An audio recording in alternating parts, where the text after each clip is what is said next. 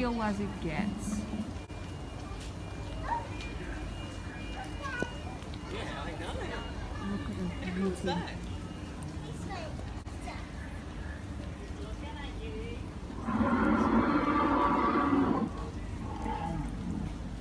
So we are in Katu, it's currently raining. Here's some facts files for you, I'm not going to read it. Sorry, I'll just freeze frame it, you can read it. So, but look at that Rex. We're going to be seeing more of these guys later on in the episode. Welcome to Australia, guys. Welcome to Australia. Wow, look at that.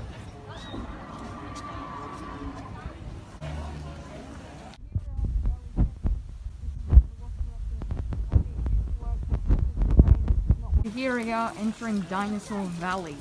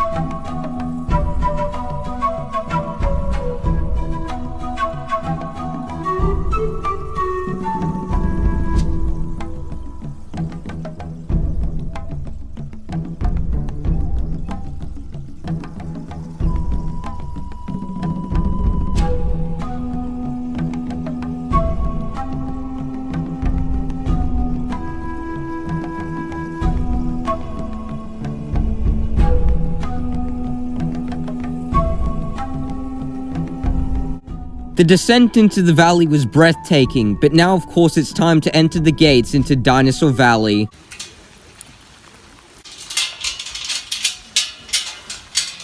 So as you come on through these gates, guys, please be careful, these gates are electrified. Keeps the dinosaurs from coming up on the cowboy, keep that in mind. Oh, fossils. Oh, this is the legendary Protoceratops vs Velociraptor. Over here on the left hand side, what you'll see is we've got some bones. We've got our first sort of paleontological dig. Now me and Lamar, we are not paleontologists. A paleontologist is a dinosaur scientist. Me and Lamar, we're sort of just dinosaur enthusiasts. We like our dinosaurs here. But what we've got over here, we've got two different types of dinosaurs. On the left hand side we have a dinosaur which might sound very similar to you. It's called a Protoceratops. Sounds very similar to a Triceratops, which you might know. And it's a bit also Protoceratops. We've got a Velociraptor. You should know a Velociraptor. Velociraptor is a carnivore. Protoceratops is a herbivore. We reckon the Velociraptor got a bit hungry one day and wanted a bit of Protoceratops for lunch. The Protoceratops didn't like that idea very much and they fought together. Quite possible they died together. While they were fighting, or maybe they died in some sort of natural disaster, landslide or sandstorm, something like this. And then they died, now they're forever locked in a stony conflict. It's very poetic if you think about it. We cruised around the rainforest, spotting more and more fossils as we went. But as we trekked further and further into the rainforest, there were signs that we were coming closer to the main attractions.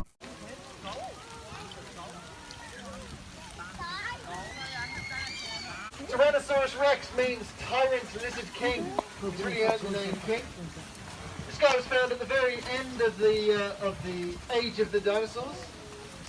It's about 200 million years. And this meant that they're very well adapted to living in their environment and becoming exactly the best at what they do. They're considered an apex predator. What we have here is a big lumpy rock. And that big lumpy rock is of course not a big lumpy rock. It's a termite's nest. So inside that termite's nest there, you've got about 3 million little white ants. They have a tunnel system which spans a diameter of about 30 meters from the center, which is the termite nest here. And these guys are munching away on these logs and rotting wood and stuff. They've got a bad name for themselves because a lot of people think these guys actually are bad for the environment, that they cut down living trees, which is not a good thing. But they don't, they only eat rotting wood. And they're really good because they get that nutrients of that big dying rotting log. They get that nutrients back into the soil a lot faster than it would without the termites. So very, very good for the environment here.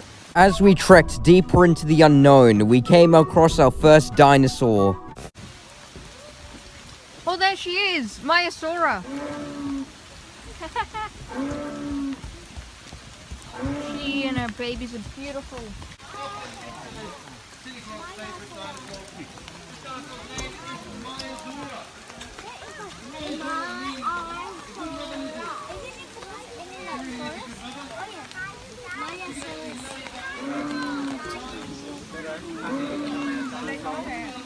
Look at that.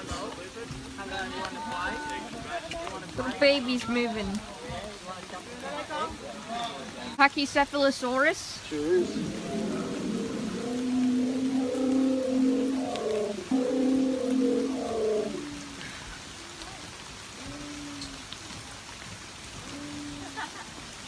Oh my god, this is awesome.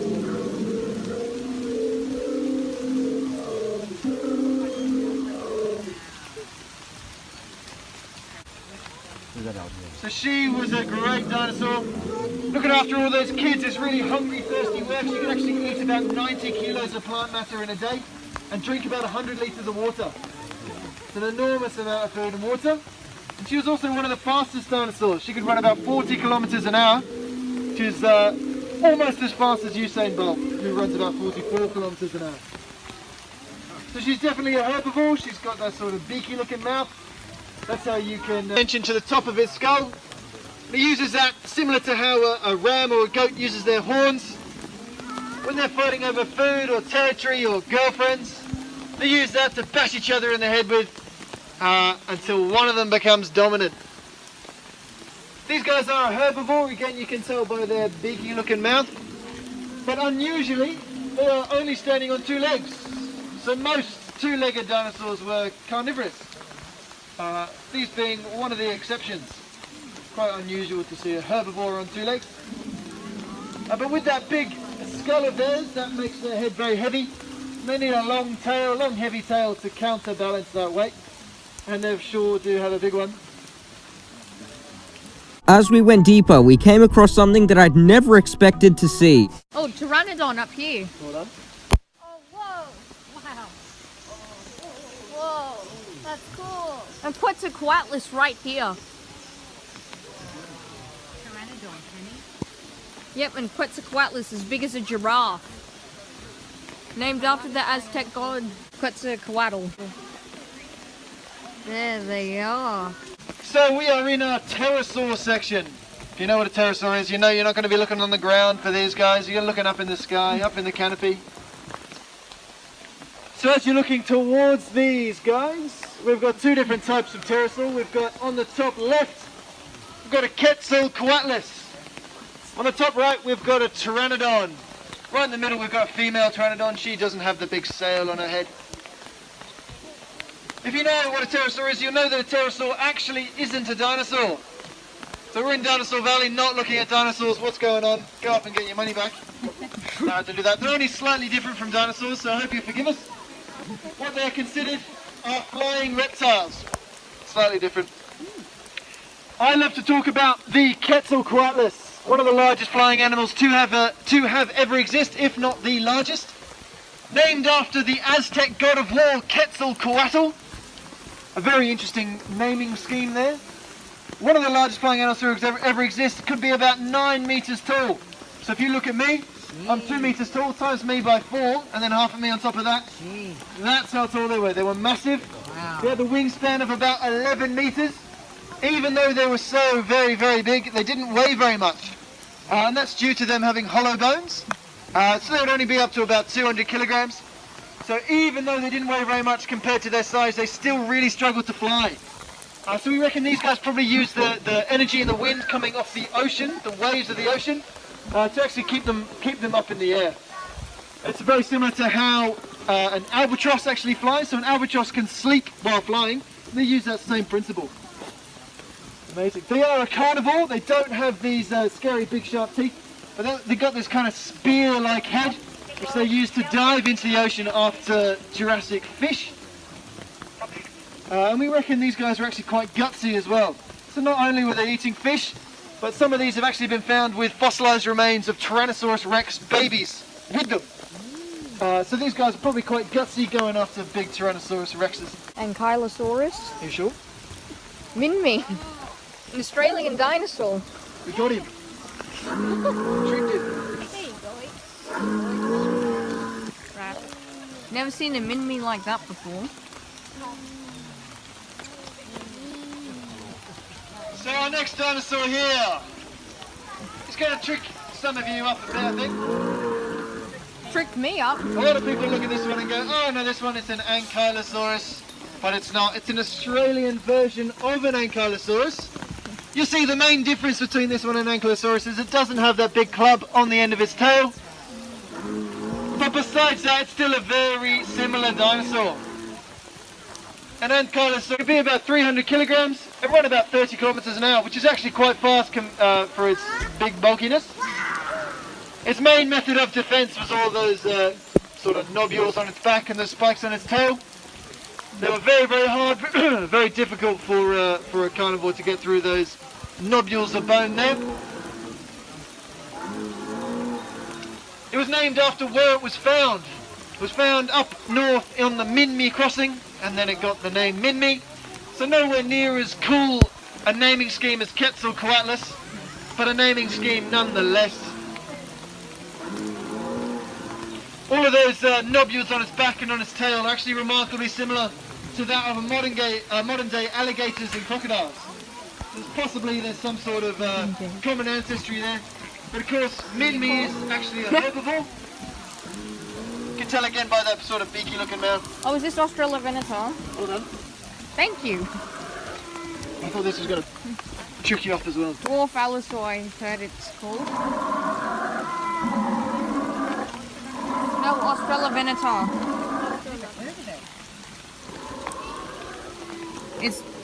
It's basically the dwarf Allosaurus. Dwarf Allosaurus. So our next one here. Did you know that anything based in Antarctica is also Australian because they were once connected? This guy, again found in Queensland. Might trick up some of you, you might think it's a velociraptor, but it's not. An Australian version of a velociraptor called an Australovenator, or an Australovenator, whatever you prefer. These guys are a carnivore. You can tell they got big scary teeth, big scary front claws there as well. Okay, this is worth the wait. 100%. We are on a dinosaur safari right now. In groups of about 4 to 6 individuals at a time. That's 4 to 6. Look at that. Actually found in an ancient billabong. So banjo, Patterson, billabongs, that kind of thing.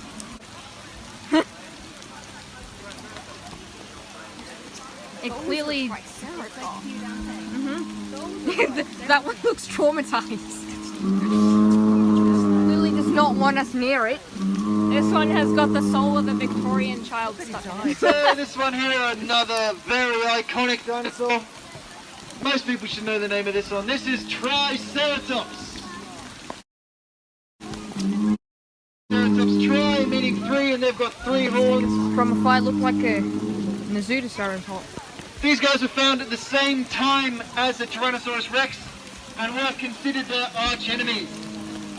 These guys are an apex defender, whereas the Tyrannosaurus rex is an apex predator. These guys have a couple of adaptations which mean they're very, very good at defending themselves. What they have is this big frill on the back of their neck. That's an extension to the back of their skull. It can be about 2 inches thick of bone. It's very, very tough to get through one of them. They have an extra joint in their neck, which is very similar to a knee joint or an elbow joint. Basically, what it means is they can move their neck very fluidly and quickly, defending their neck and their sort of vulnerable bits very, very well. They have these horns on the top of their head. Those are made out of bone. They can get very, very long.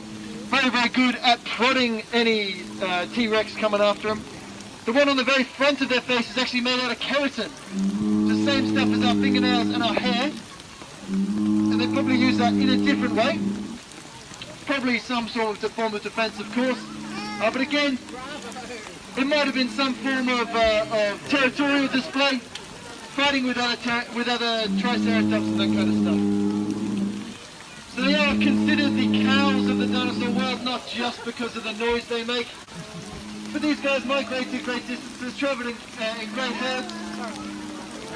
They would eat an enormous amount of plant matter. Lots of leaves and twigs and stuff. And when you're eating that stuff, it wears down your teeth. So again, a very iconic dinosaur this one is. This is Stegosaurus. We love Stegosaurus. Also known as the roof lizard, because those plates on their back are supposed to resemble roof tiles. Yeah, those plates are supposed to resemble roof tiles. I don't really see it, but there you go. They had a multitude of uses, we reckon. Those obviously are some form of defense. We reckon as well it was very good at temperature regulation. Moving on, we came across a paleontology outpost. So over here, this is our dino hut. You're welcome to have a look inside here. This is where me and Lamar, we have our breakfast in the morning after we've fed all the dinosaurs. We light a fire in there when it's cold. Get nice and warm. Got some cool stuff for you to have a look at. Spinosaurus teeth. It's not paleo-accurate though. Tyrannosaurus tooth, foot and claw. Claw is on a swivel. This and everything epic. Oh, Papo figure, I think. Up here, Therizinosaurus claw. Oh, this is the Mattel Velociraptor blue and green Velociraptor. Quetzalcoatlus picture, it's pretty cool. Leelinosaura. Never mind, I guess completely wrong.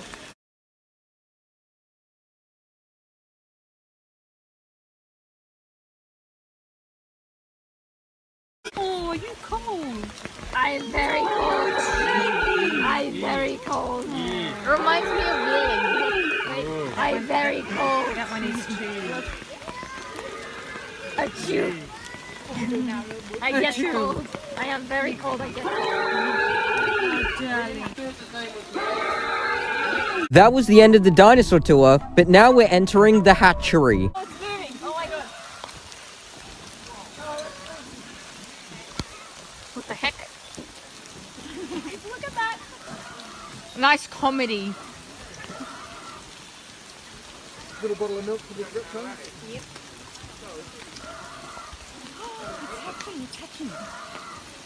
So this coal mine, it's mining from the coal seam, which actually goes from Wagga to Newcastle. So it's a huge coal seam. Whoa. So yeah, this is a T-Rex we don't really want to be seeing. So we might hurry up these stairs. But when we do hurry up these stairs, don't hurry up them too much because they can be a little bit slippery when they're wet. As we began to ascend out of the dinosaur valley with the mother T-Rex close behind us, this happened. Copy that, mate. Let me know. Sorry, you've got a leech on your shoe. Oh, the hell? Oh, Little cool. leash, should be right. That's cool. Get off me. Right, we're at the bottom of the stairs now. Get off me. He's touched on. What the? Thank Don't you. step on it. Don't step on it. Oh yeah, it regurgitates. Thank you so much. Oh, behave. Thank you. What the hell? Off you go. Oh no. Copy, mate. There was a leech on my foot. Yep, you heard that right. There was a goddamn leech on my foot. I mean, how unexpected is that? I'm gonna check my shoes once I get off this. Right, look what we trekked through. Oh wow. What is that, 2-3 kilometers? Just about 1.5. Nice. Whoa, that's a lot. Thank you for this. Yeah, mate, I'm glad you enjoyed it. Jump down.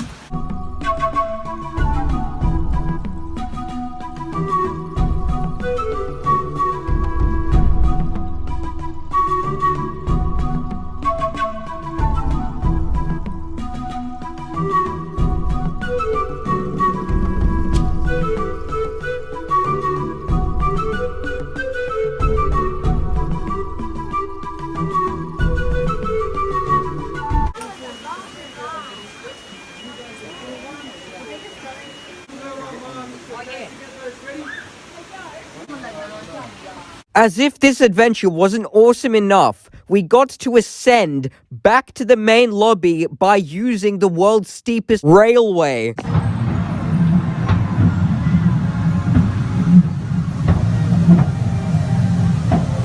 see any dinos?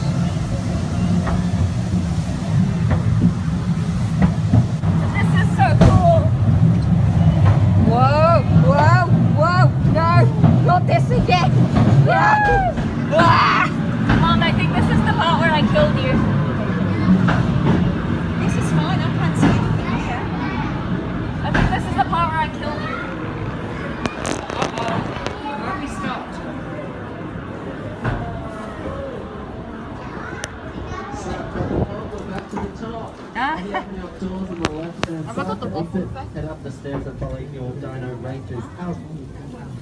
That was so In the cool. back carriage here. I'm glad I got to ride this thing again. The wait was well worth it. Just stay seated for the moment. We've got to open up some gates. Oh, We just don't want you to get I think I caught lost in my between. hearing. So Mark, Karen, stay seated. Everyone else is more than welcome to exit. Beautiful. Head on out, guys. Perfect. Enjoy your stay. Thank you. Since we're back in the main lobby, we got to check out the gift shop. It's actually really cute.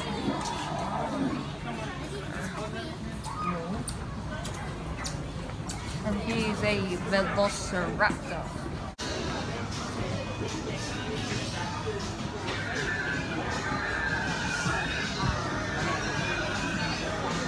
Is you a good boy? Guys, I think he's a good boy. Look at this Psittacosaurus.